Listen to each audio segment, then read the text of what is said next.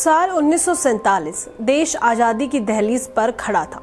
एक ओर अंग्रेजी हुकूमत सत्ता छोड़ने की तैयारी में थी, तो दूसरी ओर सबसे बड़ी चुनौती थी 500 से अधिक रियासतों को एक अखंड भारत में पिरोना। इस ऐतिहासिक मिशन का नेतृत्व कर रहे थे लोहा पुरुष सरदार वल्लभ भाई पटेल। लेकिन पर्दे के पीछे एक और नाम था जिसने इस असंभव लगने वाले कार्य को संभव बनाया। वीपी मेनन, एक साधारण परिवार में जन्मा ये व्यक्ति जिसने 10वीं के बाद पढ़ाई छोड़ दी, दिहाड़ी मजदूर से लेकर क्लर्क तक का सफर तय किया। वही आगे चलकर भारत के राजनीतिक एकीकरण का शिल्पकार बना। दरबारों की चौखट पर जाकर राजाओं को मनाना, समझौते तैयार करना और इतिहास की दिशा मोड़ देना, ये सब वीपी मेनन ने किया। उनकी रणनीति और कूटनीतिक ने न केवल अखंड भारत की नींव रखी, बल्कि उपमहाद्वीप का नक्शा हमेशा के लिए बदल दिया।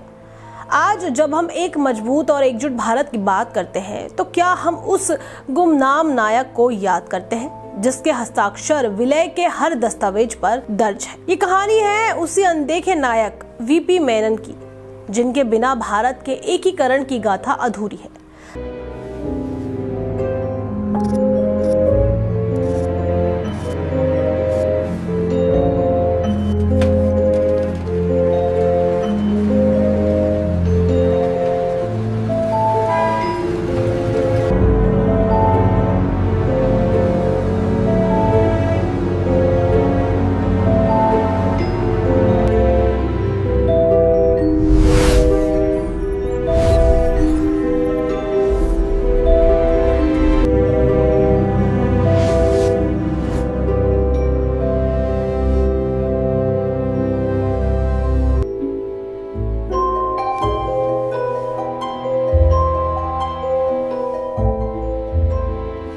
साल 1947 में जब भारत का स्वतंत्रता संग्राम अपने आखिरी चरण पर था, तो उस समय भारत सरकार व भारतीय राष्ट्र कांग्रेस का एक ही ध्येय था, एक अखंड राष्ट्र का निर्माण करना।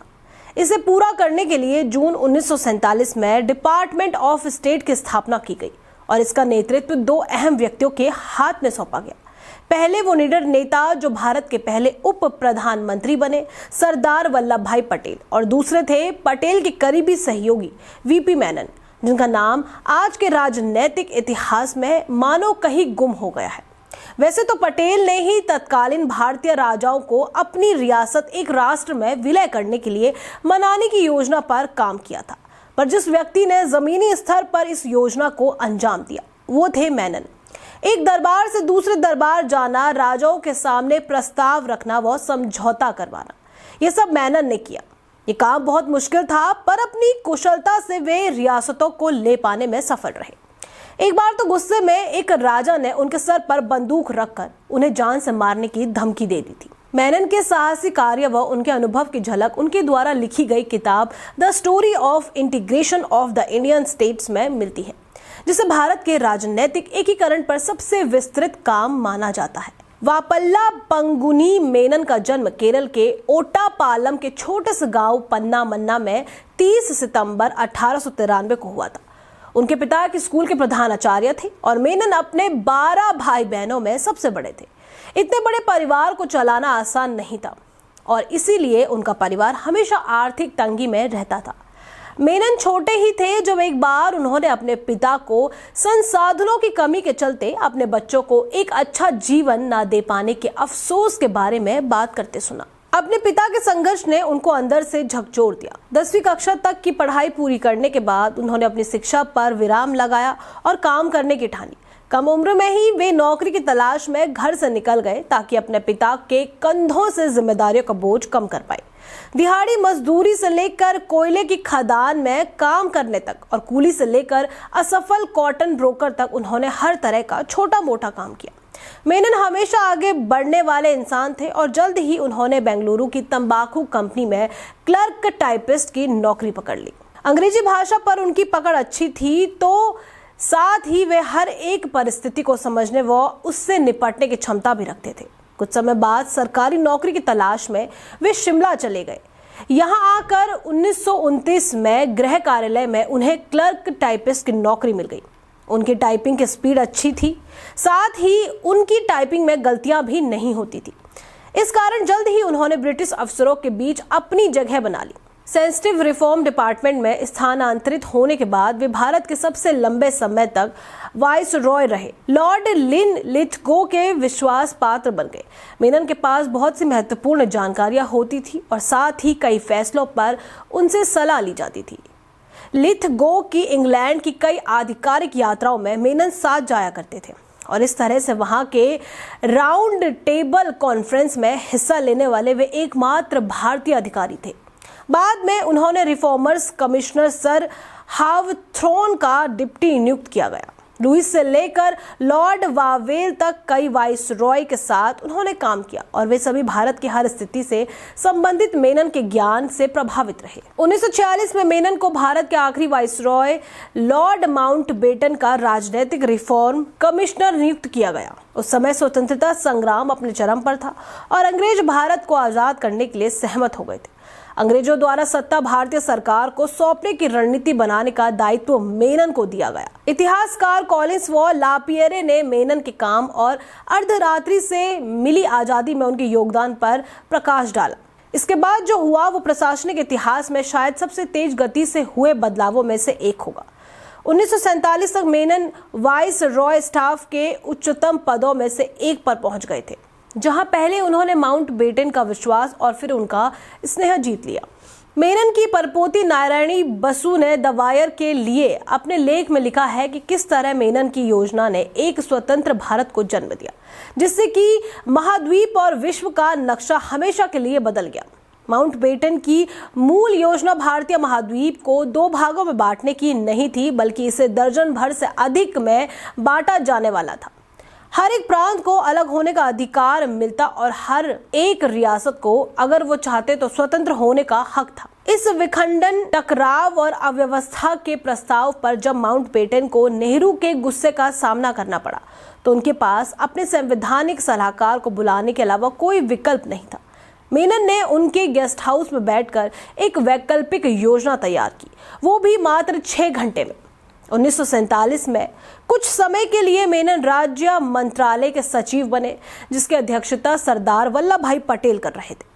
अपनी राजनीति प्रतिभा व कार्य कुशलता के कारण वे जल्द ही पटेल के करीबी सहयोगी बन गए। मेनन ने पटेल के साथ मिलकर 500 से ज्यादा रियासतों को अखंड भारत में शामिल करने पर काम किया।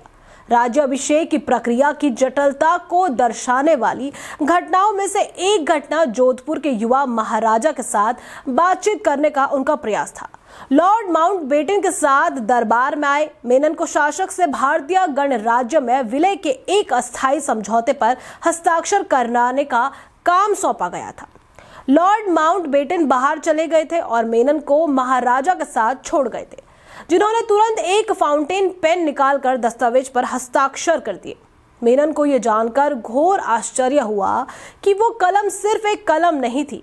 पत्र पर हस्ताक्षर करने के बाद उसने उसका ढक्कन खोला और उसमें से एक छोटी 0.22 कैलिबर की पिस्तौल निकाली, जिसे उसने मेनन के सर पर तान दिया। उसने चिल्लाकर कहा, मैं तुम्हारी धमकियों के आगे नहीं झुकूंगा। शोर सुनकर माउंटबेटन वापस आए और पिस्तौल जब्त कर ली। मेनन ने अपनी सूझबूझ और कूटनीति का इस्तेमाल करते हुए अनिच्छुक राजकुमारों को भारत में शामिल होने के लिए राजी किया और पटेल और नेहरू को जूनागढ़ और हैदराबाद जैसे शत्रुतापूर्ण राज्यों में सैन्य कार्रवाई, पाकिस्तान के साथ संबंधों और कश्मीर संघर्ष के बारे में भी सलाह दी। ये मेनन की रणनीति व कूटनीतिज्ञता ही थी, जिसे कि जिद्दी से जिद्दी राजाओं ने भी अपनी रियासत भारत राष्ट्र में विलय करने की हामी भरी। इसके अलावा पाकिस्तान के साथ कश्मीर के मुद्दों पर व जूनागढ़ और हैदराबाद में मेनन ने ही नेहरू और पटेल को सैन्य कार्यवाही से काम लेने की सलाह दी थी। 1950 में भारत के लोहा पुरुष का निधन हो गया और इसके बाद मेनन की प्रसिद्धि भी कम हो गई। स्वतंत्र भारत में उनका कार्य तत्कालीन आदिवासी राज्य उड़ीसा के कार्यकारी राज्यपाल के रूप में सिमट कर रह गया। 1966 में वे मुक्त अर्थव्यवस्था की पैरवी करने वाली स्वतंत्र पार्टी के संस्थापकों में से एक बने। इस पार्टी में कई दिग्गज जैसे महारानी गायत्री देवी व राजमाता सिंधिया ने सदस्यता ली थी। बढ़ती उम्र के साथ बहुत सी स्वास्थ्य संबंधित परेशानियां होने लगी हैं। बसु ने लिखा है कि मेनन का अंत उनके जीवन की शुरुआत के जैसे ही चकाचौंध से दूर रहा। 31 दिसंबर 1966 को 72 वर्ष की आयु में बेंगलुरु के कूक टाउन में स्थित अपने घर पर उन्होंने अंतिम सांस ली। उनके जीवन के बारे में पढ़कर ख्याल आता है कि जिस व्यक्ति ने अखंड भारत की नींव रखने में इतना बड़ा योगदान दिया, जिनके हस्ताक्षर विलय के हर एक कागजात पर है, उनके योगदान को कितनी आसानी से भारत ने भुला दिया। बसु सही ही लिखती है, अब तक वो व्यक्ति एक रहस्य बना हुआ है। बस विकिपीडिया पेज पर एक धुंधला सा विवरण। आज सरदार की प्रतिमा गुजरात की धरती पर गर्व से खड़ी है, पर भारत के एकीकरण की कहानी वीपी मेनन के योगदान को याद किए बिना पूरी नहीं हो सकती। इतिहास अक्सर उन चेहरों को याद रखता है जो मंच पर दिखाई देते हैं, लेकिन कई बार असली परिवर्तन उन हाथों से होता है जो पर्दे के पीछे चुपचाप काम कर रहे होते हैं। वीपी मेनन ऐसा ही एक नाम है, एक साधारण परिवार से निकला असाधारण व्यक्तित्व, जिसने 500 से अधिक रियासतों को एक सूत्र में पिरोकर अखंड भारत की नींव रखी। सरदार वल्लभ भाई पटेल के साथ उनकी साझेदारी ने उस भारत को आकार दिया जिसे हम आज जानते हैं। दरबारों की कूटनीति से लेकर संवैधानिक रणनीति तक मेनन की सूझबूझ ने असंभव को संभव बनाया। फिर भी समय के साथ उनका नाम इतिहास के पन्नों में धुंधला पड़ता गया, लेकिन सच यही है, भारत के एकीकरण की कहानी मेनन के बिना पूरी नहीं हो सकती। आज जब हम एक मजबूत, एकजुट और संप्रभु भारत पर गर्व करते हैं, तो ये याद रखना जरूरी है कि इसकी बुनियाद सिर्फ राजनीतिक इच्छा शक्ति से नहीं, बल्कि दूरदर्शिता, रणनीति और अथक परिश्रम से रखी गई थी। वीपी मेनन एक ऐसा नायक जिसे इतिहास ने कम याद किया, लेकिन जिसका योगदान भारत की आत्मा में हमेशा जीवित रहेगा। ऐसी ही और जानकारी के लिए बने रहिए हमारे साथ।